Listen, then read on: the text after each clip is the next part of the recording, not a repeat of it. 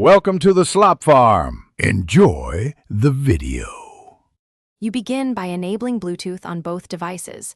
Make the receiver discoverable so pairing can occur.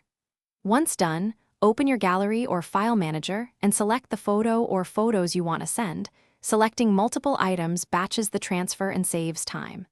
Next, tap Share, choose Bluetooth, then pick the receiving device from the list. You do this now to establish the direct connection that carries the files. This step is essential because it creates the link both devices use to exchange data.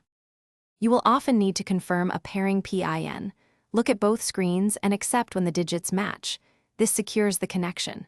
Once paired, understand that image format and size change speed. HEIC or RAW files are larger and slower versus compressed JPGs, so pick appropriately.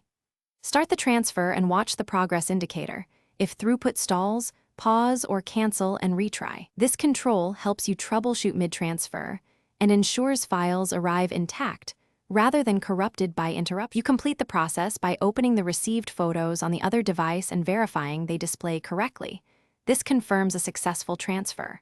If the transfer fails, first toggle Bluetooth off and on, then move devices closer, within 1 to 3 meters, because interference and distance are common causes.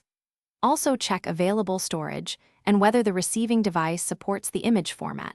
Converting to JPG or freeing space often resolves persistent failures. If needed, restart both devices and attempt the transfer again.